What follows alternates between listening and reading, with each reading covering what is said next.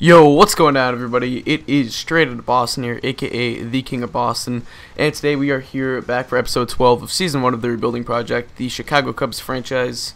And we did just clinch the division over the Cincinnati. Well, I mean, we clinched a couple days ago. I think it was this win for Matt Harrison. So we have this last series we're about to simulate.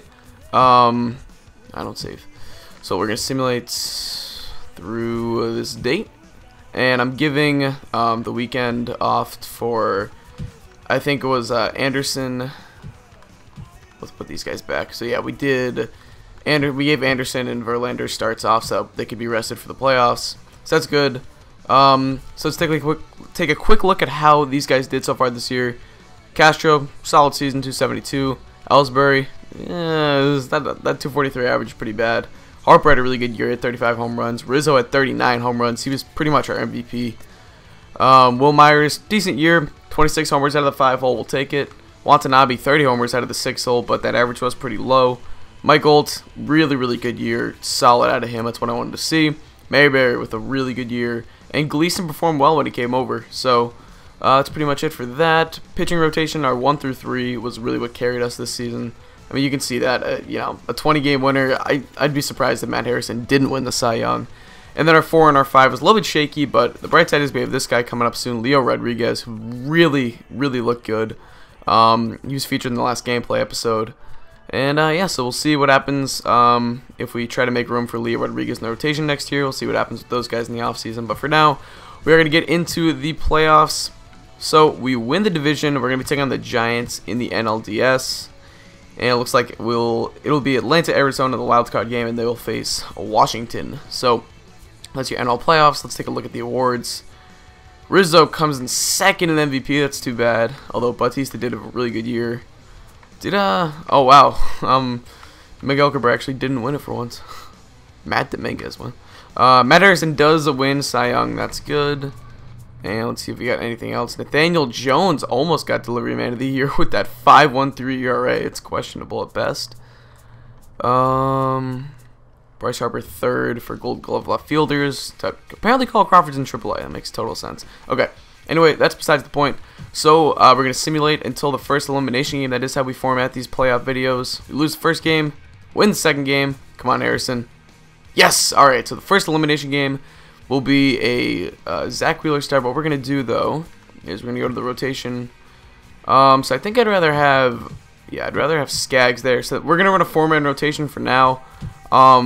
If we really had to, Verlander could have pitched today, but I'd rather have him pitch a potential elimination game for us in Game 5. So we'll have Skaggs go against Edwin Escobar, and then it'll be possibly Verlander and Bumgarner in Game 5. If we win, we get Verlander on the bump for Game 1 of the NLCS, or the NLCS, I should say. So anyway, that's going to wrap it up for the live commentary part of this video. So I thank you guys for watching. I hope you enjoy, and enjoy the highlights. Game 4 of the 2017 NLDS between your Chicago Cubs and the San Francisco Giants is coming up next. Cubs are on top 2-1 in the series, and they have a chance to go home today with a shot to play for the World Series. As if they do win today, they will move on to the NLCS. Starting out the game, runner on first base, Harper is up 0-0 count. He's going to take this one to deep right center field. That one is going to get down and two-hop up against the wall. The runner will come around from first and score. Harper's going to end up getting into third with an RBI sliding triple. So good start to the day for the Cubs. Could be all they need with their man on the hill today. We'll have to see. Ellsbury gets the run. Now Rizzo up later in the inning. The 2-0 count, 1 out now. He's going to take that one into deep center field. Delwood is back at the track, at the wall, and it is gone. Colby Rasmus cannot make the catch, so Rizzo will trot his way around the bases with a 2-run home run, and the Cubs would jump out to an early 3-0 lead. Good start for the Cubs. Can they hold on and make it to the NLCS? Well, Colby Rasmus would have something to say about that. He has one in deep right field, and it is gone. So if the lead is cut down now, Colby Rasmus, the guy the Cubs tried to sign in the offseason a few years back, biting them back for not signing him, as he does hit that 2-run home run and bite into this lead just a little bit. Skaggs, usually the forgotten man in this rotation, would settle down after that, however. And now the 1-2 count. Hartbridge does 1-2 right field. Starling Castro will be waved around third. He's coming home. The throw is offline, and Castro's in there safely. Harper, however, will be thrown out at second base, but he's done enough. He gives the Cubs an extended 4-2 lead, and that would be enough for your young closer, the rookie closer for the Chicago Cubs, Nathaniel Jones. He's on another 0-2 count. He gets the Giants batter to swing and miss on the 4-seam fastball, and the Cubs will be moving on to the National League Championship Series for the first time since 2003, when we all know what happened then with the infamous Bartman game, where Steve Bartman, a local fan, ended up interfering with a fly ball, and that was sort of a turning point in the game, and then obviously the Cubs went on to lose. But anyway, that pretty much wraps it up for Game 4. Alright, it is NLDS time after a great win over the San Francisco Giants. We're going to simulate here. We're going to be going up against the Arizona Cardinals. I bumped Harrison up to second in the rotation because he's just performing much better than Brandon Anderson is right now. So Harrison second, and then obviously Verlander first. He'll be pitching Game 1. Luckily, we didn't have to use him for Game 5, so that's good for us. Apparently, Ramon Russell starting to struggle, aka the community manager. Oh yeah, so I didn't make any changes to the postseason roster yet, so probably won't be making any, at least for this postseason, because I was going through looking for guys who were eligible. None that really interested me. That would be beneficial to the team. So we lose Game 1. Got one hit by Ian Kennedy. So Verlander's 0-2 now, but Harrison with the one hit, 1-run 3 at Gem. So go back. Now we're going, I think. Okay, so these two games are in Wrigley. We win Game 2 and Game 3, so Verlander will be on the bump for Game 4. I'm not going to make any adjustments to the rotation. I like this. You know, our 1-2-3 is going to go in the next 3 games. We only have to win one of them, so that's good for us. So, alright, we're going to be pitching, or we're going to be playing Game 5, I believe. Yeah, Game 5 of the NLDS. So hopefully it should be a good game. Looks like Detroit is beating Seattle in the ALCS. So, yeah, alright, thanks for watching, guys, and enjoy the highlights. It's time for Game 5 of the 2017 NLCS. The Chicago Cubs are leading the series 3-1 and are looking to play in the World Series for the first time since 1945. A win tonight would put them in. They're going up against the Arizona Diamondbacks, the 2001 World Series champions, who've been pretty successful in their short term in Major League Baseball so far. Anthony Rizzo's up here on the bottom of the second. He has that one to deep right field. That one is back, and it is gone. A solo shot for Anthony Rizzo off of James McDonald, J-Mac, the starting pitcher today for the Arizona Diamondbacks. The Cubs did have Justin Verlander on the hill today. He would have quite the game. Ken Watanabe is up here, bottom 2, the 1-1 count. Watanabe hits this one to deep right field. What a series he is having. What a playoffs he is having. Ken Watanabe bursting onto the scene now. He is quite the young player, former first-round draft pick. Just incredible performances so far. Really looking like a key piece to the future for this team. Now Chris Gleason is up, bottom 2, still 2-0. The 2-0 count, runner on second. Gleason is going to hit this one over the first baseman's head. That will end up plating a run. They're going to round third, end up scoring. Gleason is going to go for 2, and he is out at second base. Gleason was acquired at the trade deadline this year. He has been a very good pickup for the Cubs so far. He's up again now, bottom of the 4th, runner on second. Gleason, he hits that hanging curveball deep to left field. Left center, I should say, and that one is long gone, no doubter. And the Cubs get 5 early runs on 3 home runs, excuse me. Crazy performances. Now top of the 6th, Verlander had himself quite the day. This would be his last inning in the 6th inning. The Cubs pulled him early on to try and save him for Game 1 of the World Series. And yes, so anyway, they get the batter to swing and miss there. Now with the 3-2 count to the next batter, also going to swing and miss. So 2 strikeouts for 2 outs so far in the top of the 6th inning. Now your third batter is up, runner on first base this time around, and he's going to pop this one up to the catcher. Gleason is going to field this one easily, and Verlander would have himself quite the day. The staff ace, even though Matt Harrison did win the Cy Young Award, many consider Verlander this staff's ace. Nathaniel Jones is on now, 5-0 in the top of the 9th, gets Paul Goldschmidt to swing and miss on the high cheese, and the Chicago Cubs will be moving on to the World Series for the first time since 1945, where they ended up losing to the Detroit Tigers. Crazy season so far by the Cubs. Hopefully they can continue their magic. Who will the Cubs be facing? You'll have to tune in for that. Alright, so after a thrilling Game 5 victory in the NLCS, the Chicago Cubs are moving on to the World Series. So I don't know if you guys actually noticed, but I pulled Verlander after 7 innings that game, thinking I wanted to save him for Game 1 of the World Series. You know, assuming that I had the game in hand, which I kind of did. I was up 5, and I knew my bullpen was solid, and that's why I put in Zach Wheeler, and then eventually we had Nathan Jones come in and close it out. But yeah, it turns out we actually have like a full 4 days of rest anyway, so we'll adjust the rotation to make sure Verlander starts Game 1 in a moment. It looks like we're playing Detroit. Matt Harvey's there. Okay, so let's go to our rotation. We want all of this. How are we going to make this work? Oh, you know what? I know what to do, I think. We'll put Wheeler in there to kind of trick the CPU. Yeah, so now Verlander starts Game 1. That's what we want. Okay. So Verlander and Harvey, the 2 guys who are traded for each other. Straley as well.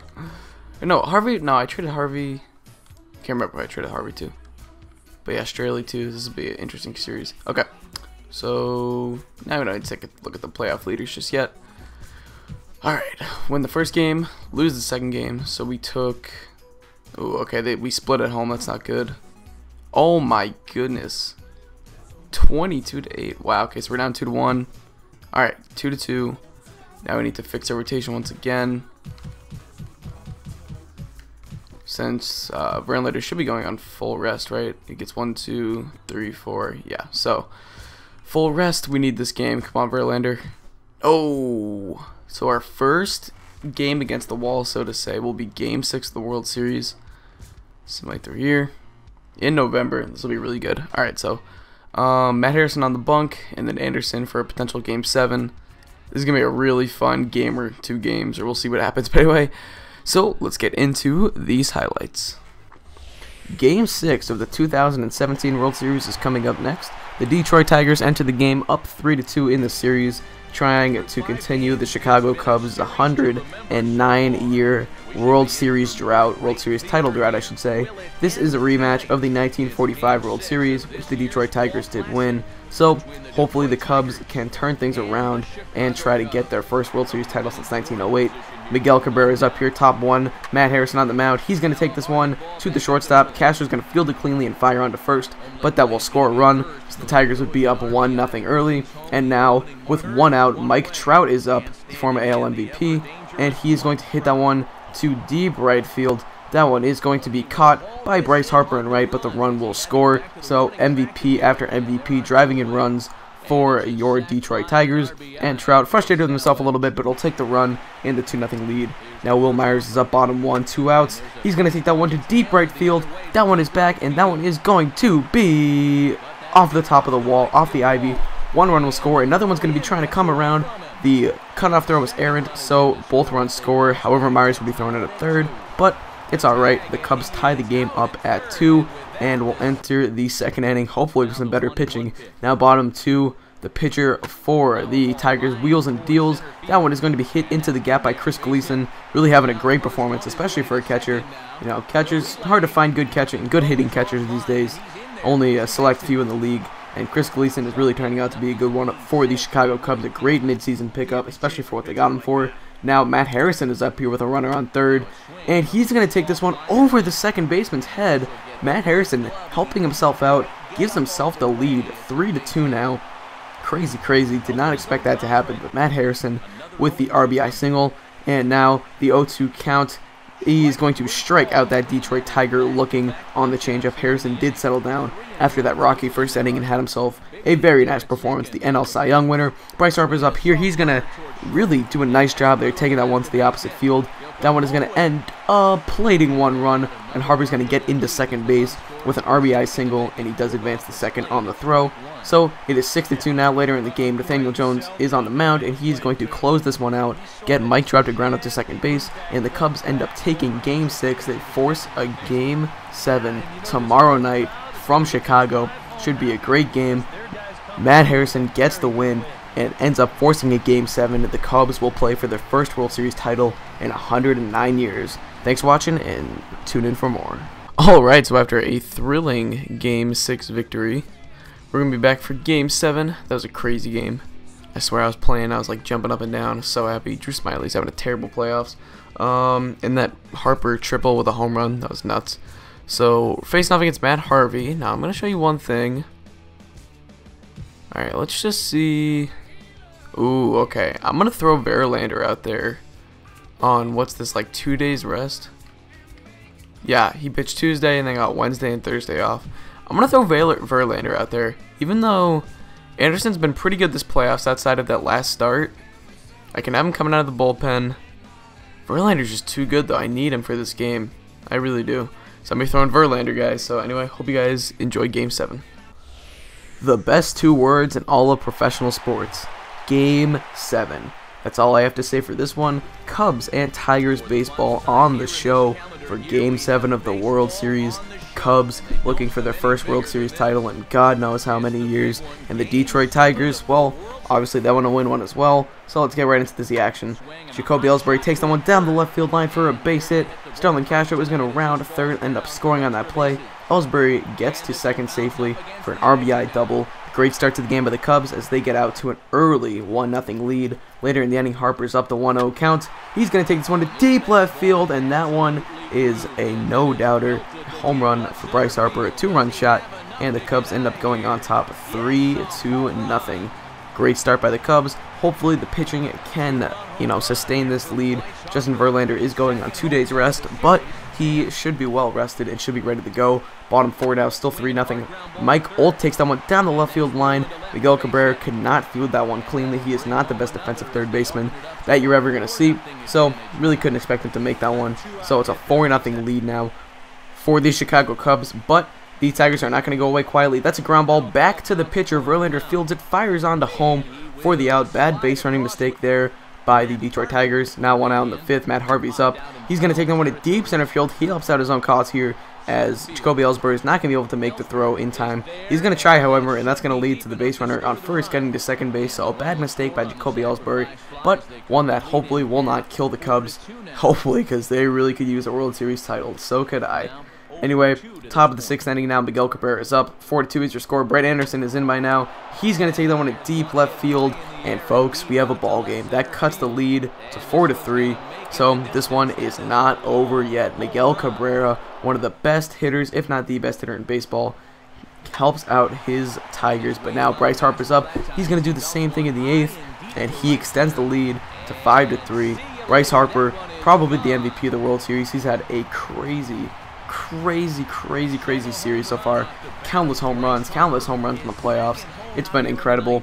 And now top of the 9th, 2 outs, the pitch swung on and hit to the first baseman Rizzo. He fields it and fires on to first, and the Chicago Cubs are World Series champions. To imitate one of the worst commentators to ever commentate the game of baseball, Cubs fans have longed to hear it. The Cubs are world champions. They celebrate on the field. Incredible season. It was an incredible ride, and they're certainly going to enjoy this one for a long time in Chicago. I'm going to leave you guys with some presentation here, and then we'll get into a slight recap, and that will finish out the video. So thanks for watching, guys, and hope you enjoy. And it came down to a Game 7, but all along, I really felt like this was the better team, and they proved it here. They are the world champions.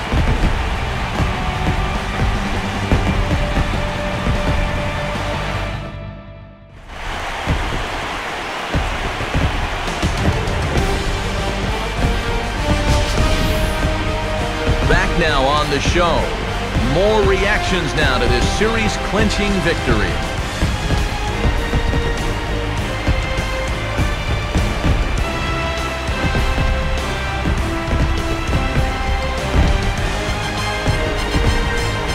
And down on the field, we'll get a chance to watch the presentation of the Commissioner's Trophy to the new world champ.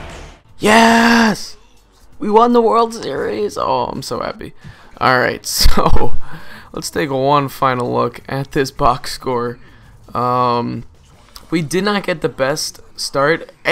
Verlander had 4 very good innings and then did not pitch well in the 5th. Anderson pitched a horrible 6th inning, but we got so lucky getting out of that bases loaded jam. Leo came in. He pitched great. Rosenthal came in, struck out Miggy, I believe, or Trout, one of those two. And then, oh my god, I accidentally put in Nathan Jones, and he was cold, he wasn't warming up. I meant to warm him up, and putting James Russell to face the next 3 lefties in the lineup, because I think it was like Fielder and then like 2 lefties after that. What was it? Yeah, it was Fielder, Avila, Tubeman, and oh my god, and then I thought I was gonna get screwed there, and the first 2 pitches Fielder hit were like deep foul balls. I was like, oh god. And Harper hit that home run in the 8th, and oh man. So we win the World Series. That pretty much wraps up this series, at least season 1 of the rebuilding project. So if you guys don't know, that's pretty much the prerequisite, I guess, not prerequisite, the premises for ending one of these series, or one of these seasons, is going to be winning the championship. So I'm not sure if I'm going to be moving on to another MLB series or an NBA series. Not really too sure yet. We'll have to decide. I don't really know. Because I would like to do something with the OS rosters, but could do an NBA series. I don't know. We'll see. We will see. But yes, that's pretty much going to wrap up this video. Let's take one last look at our roster. I'm really glad we won, because we were going to hit some major cap issues coming up, just with Harper more than likely being up for, he would have 1 more year of arbitration, I believe, but it would likely be getting a big contract. Verlander, his contract is huge. Casho's still under contract for a few more years, I believe. Same with Rizzo. Actually, yeah, okay. Watanabe, I don't think we ended up getting him to that long-term extension, so yeah, he would have been up for a contract soon. Look at that, he got to 96 overall. It's so good. Wow. Myers would have been up for a contract. He's up for arbitration. Harrison, same thing. I think this is the last year of his deal. He might have 1 more left. Skaggs, can't remember what his contract's like. So, oh yeah, and we would have to try to get Gleason back. We would have been so screwed.